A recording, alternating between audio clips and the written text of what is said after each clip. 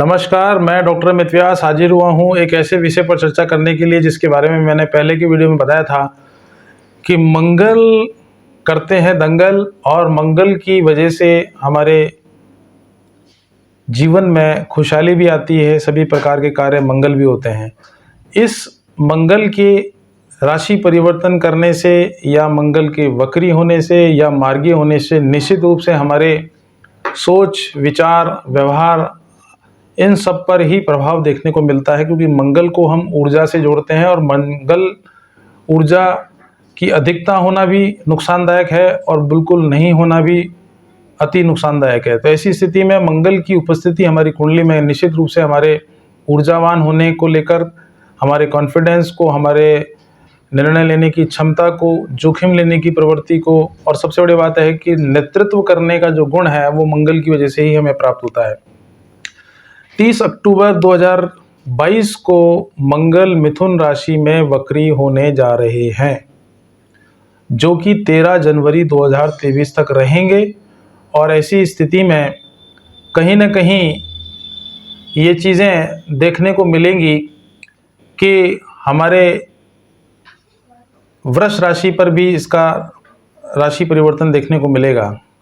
एक चीज़ मैं बताना चाहूँगा कि वक्री का तात्पर्य होता है जब कोई भी ग्रह अपनी गति से धीरे धीरे कम गति की ओर अग्रसर होता है, जिसके परिणाम स्वरूप उसकी प्रभावशीलता हमारे मानव जीवन पर कम देखने को मिलती है या ज़्यादा देखने को मिलती है। तो ऐसी स्थिति में ये जो राशि परिवर्तन न होकर बल्कि मंगल का वक्री मिथुन राशि में होना निश्चित रूप से कई सारी राशियों के लिए बहुत ही नुकसान देने वाला साबित होगा। विशेष रूप से सावधानी बरतने की आवश्यकता है। और वो कौन कौन सी राशियां हैं जिनका दुष्प्रभाव हमारे ऊपर देखने को मिलेगा, उनमें सबसे पहले तो है वृष राशि, मिथुन राशि, कन्या राशि, तुला राशि, वृश्चिक राशि और कुंभ राशि वाले व्यक्तियों के लाइफ में कुछ मुश्किलें बढ़ सकती हैं। और मुश्किलें बढ़ने की वजह से जहां उनकी शारीरिक ऊर्जा में कमी उन्हें महसूस होगी, वहीं दूसरी ओर वो जो भी निर्णय लेंगे या जो भी कार्य करेंगे उसमें उनके जीवन में शिथिलता देखने को मिलेगी और कहीं ना कहीं क्रोध, तनाव और मानसिक समस्याओं में वृद्धि देखने को मिल सकती है। विशेष रूप से जो लोग बाग सेना, पुलिस या प्रशासनिक अधिकारी या प्रशासन के क्षेत्र में जुड़े हुए हैं, उनके जीवन में निश्चित रूप से कुछ न कुछ उथल पुथल देखने को मिलेगी। वहीं दूसरी ओर वैश्विक स्तर पर युद्ध की जो बातें हम कर रहे थे, यानी वैश्विक युद्ध की संभावनाएं बहुत तेज़ी से बढ़ेंगी। हालांकि उसका दुष्प्रभाव हमारे हिंदुस्तान पर कम देखने को मिलेगा, क्योंकि मंगल की स्थिति हमारी कुंडली में, यानी कि हमारे हिंदुस्तान की जब आज़ाद हुआ था उस समय की जो कुंडली है उसमें मंगल की स्थिति बहुत सुदृढ़ है। तो निश्चित रूप से ये मंगल का वक्री होना हिंदुस्तान के लिए कई मायनों में बहुत अच्छा भी साबित होगा और कई चीज़ों में हम ऐसे निर्णय ले पाएंगे जिससे हमारे वर्चस्व में वृद्धि देखने को मिलेगी। अब बात कर लेते हैं कि ये जो मंगल का वक्री होना है वो हमारे जीवन में 3 प्रकार से ज़्यादा प्रभाव डालता है। एक तो हमारी ऊर्जा में कमी हो जाती है, गुस्से में बढ़ोतरी हो जाती है, तनाव में वृद्धि देखने को मिलती है, कई प्रकार के विवाद, दुर्घटनाएं, एक्सीडेंट इत्यादि देखने को मिलते हैं।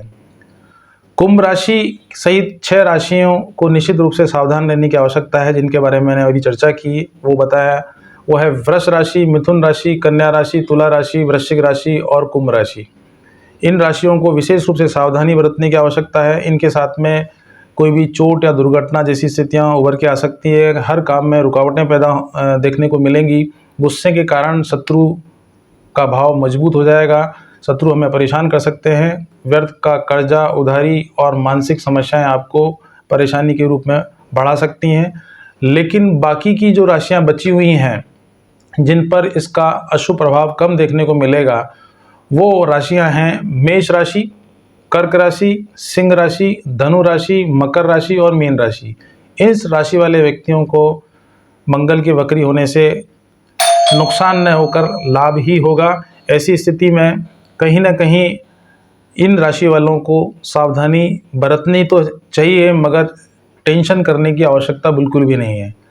और जिन व्यक्तियों को मंगल ग्रह के अशुभ असर को कम करना है उसके लिए कुछ उपचार मैं आपको बताने जा रहा हूँ। उसमें सबसे पहला उपचार है कि आप हनुमान जी की प्रतिदिन पूजा करना प्रारंभ कर दीजिए, अर्थात मंगल के लिए हनुमान चालीसा का पाठ प्रतिदिन करें।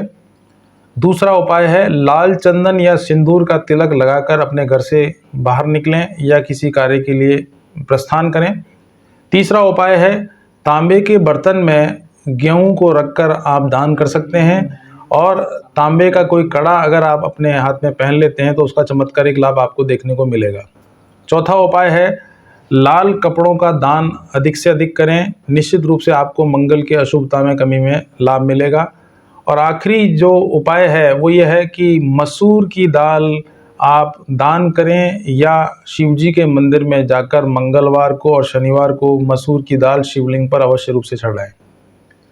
और आखिर में जो सबसे बेहतरीन उपाय है वो ये है कि जब भी घर से आप बाहर निकलें तो शहद खाकर अवश्य घर से बाहर निकलें, तो मंगल के दुष्प्रभावों को कम करने में आपको काफ़ी सफलता प्राप्त होगी।